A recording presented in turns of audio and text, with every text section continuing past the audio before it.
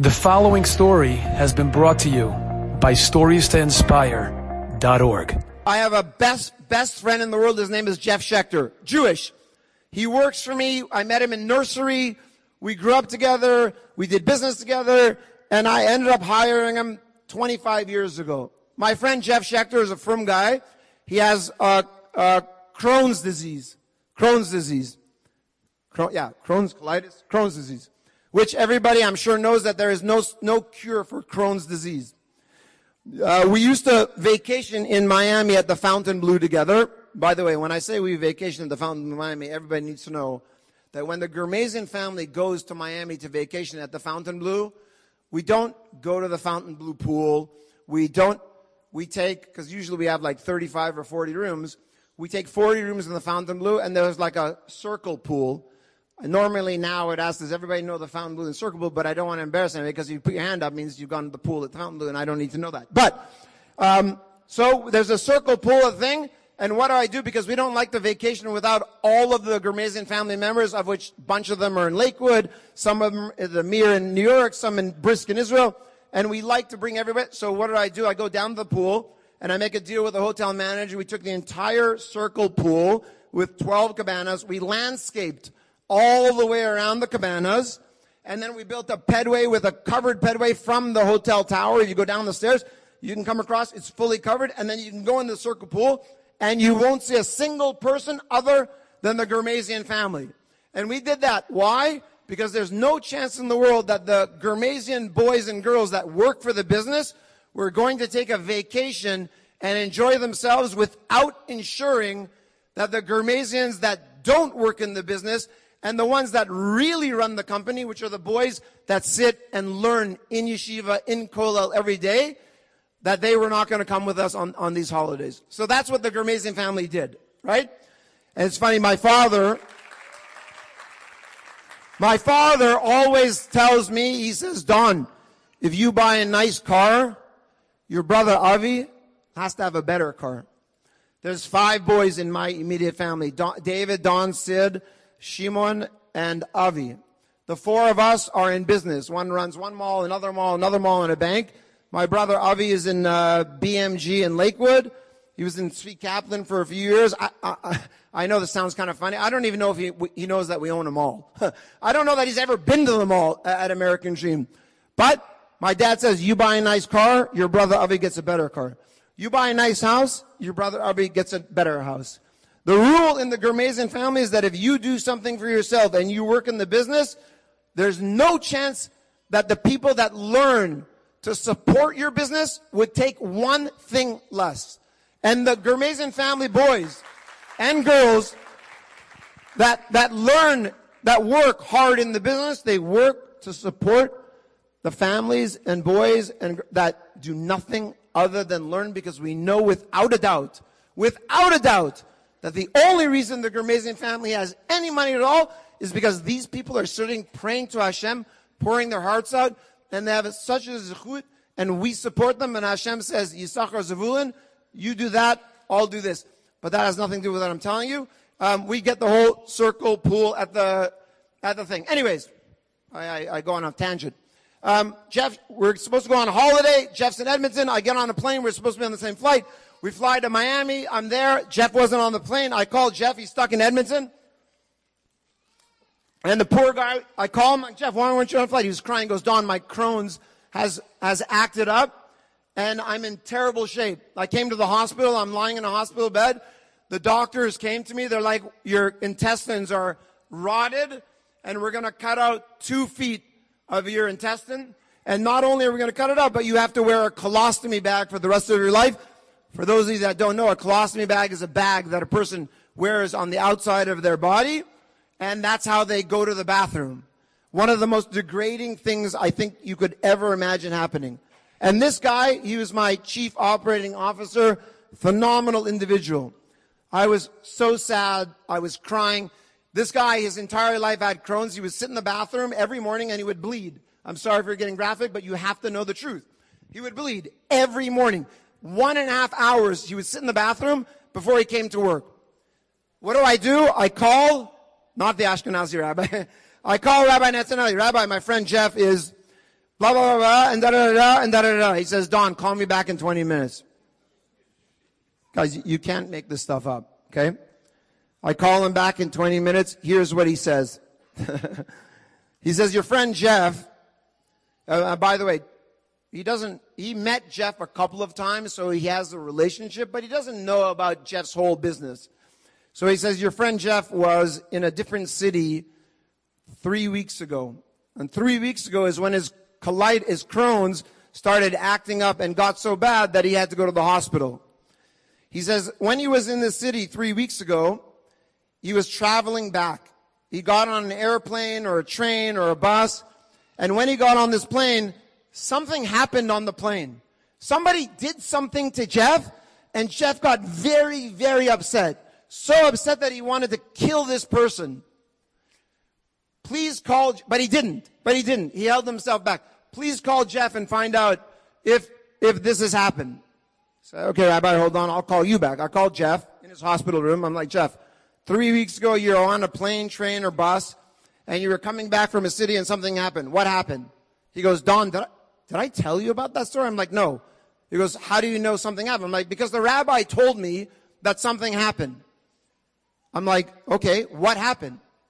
Were you going to kill somebody and you didn't? He goes, Don, we were on the plane with my wife. I had row 9A. My wife had row 9C. There was somebody in row 9B.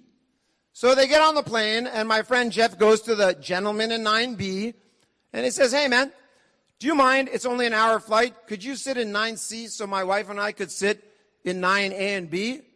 And the guy looks at Jeff, and he's like, no, I'll stay in 9B.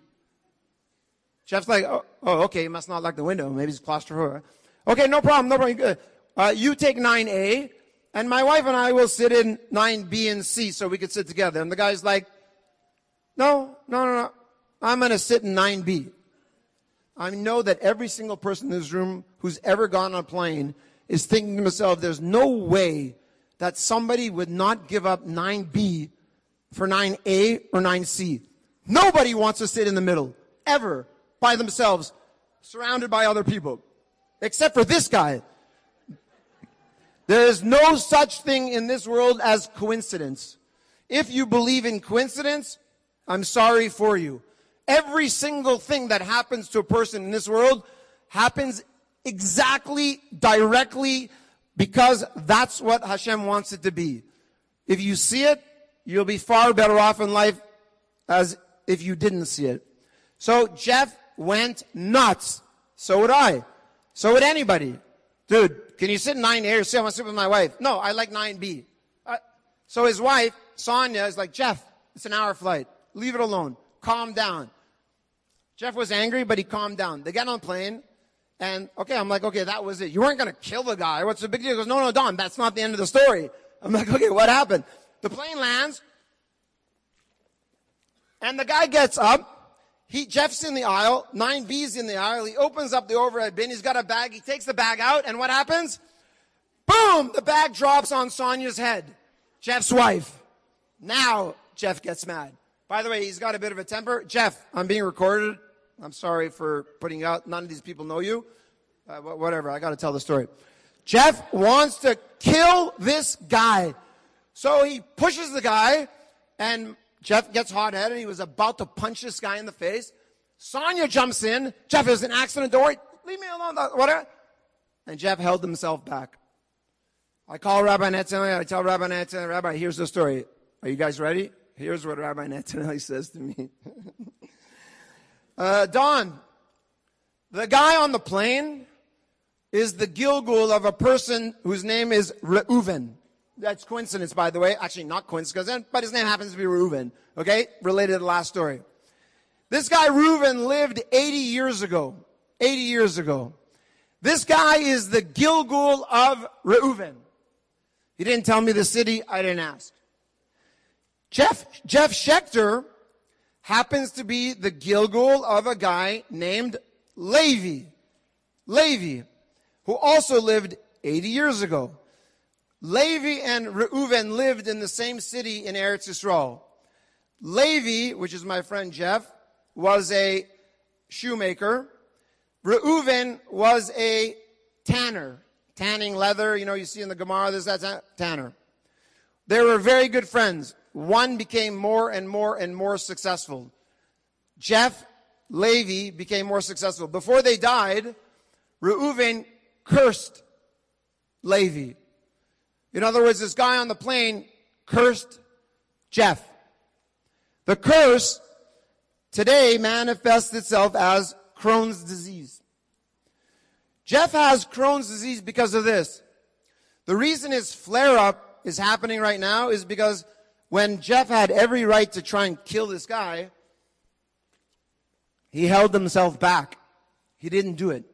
And the neshama of Reuven forgave Jeff for half of the curse. Half of the curse. Jeff was supposed to have Crohn's his entire life. But half of it was gone. They were going to cut out part of his intestine. He'd have the colostomy bag and he would have been fine.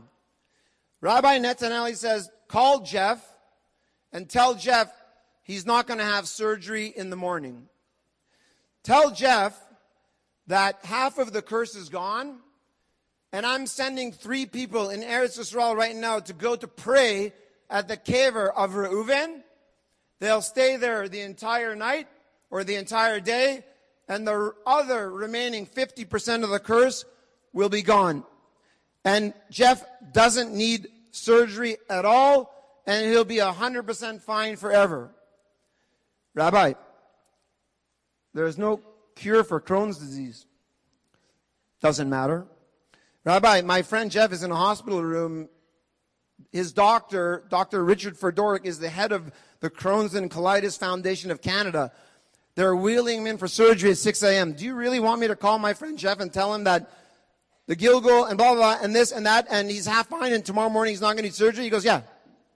By the way, he doesn't say yeah like I say yeah. You have to be like, he says yeah, very holy, yeah.